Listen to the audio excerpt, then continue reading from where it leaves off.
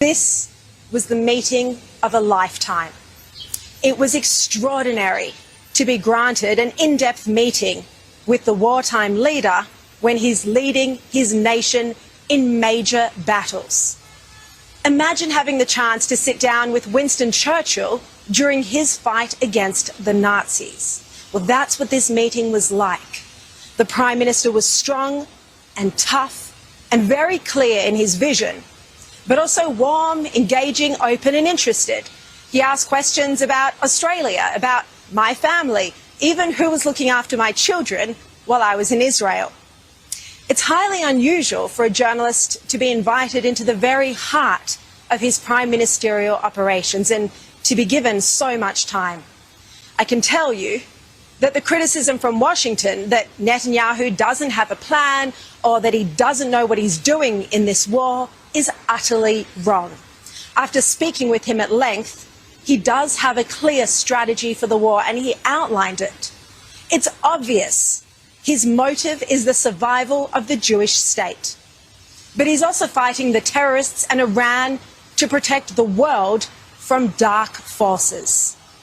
And Netanyahu's success in not just weakening, but smashing Iran's main proxy groups has been astonishing. As I've said before, incredible military feats.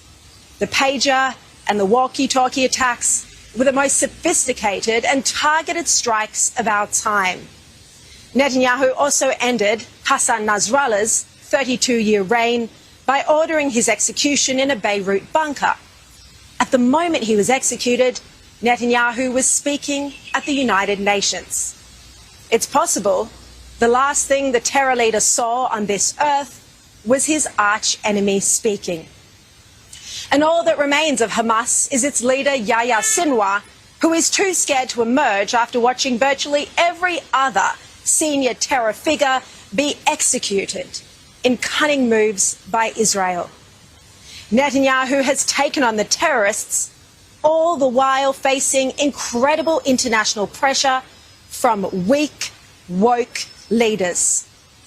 As you know, I often speak about the weak international leadership that demands a ceasefire of Israel, even though there are still 101 hostages, even when hundreds of rockets are being fired at Israel, and even when terrorists remain on the doorstep.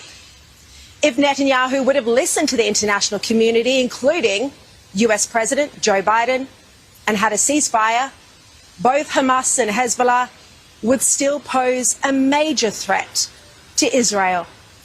Instead, they're all but destroyed.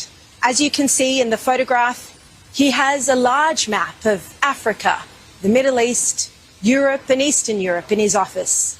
It's a constant reminder of just how tiny the Jewish state is. We've seen that Netanyahu is not going to ask permission from weak-kneed international leaders to defend his citizens and ensure Israel's survival. The future of the single Jewish homeland in the world now rests squarely on his shoulders. And it's why, any day now, we're expecting Israel to take on Iran and not let the evil Ayatollahs live out their dream to destroy Israel. And not just Israel, but all of us in the West.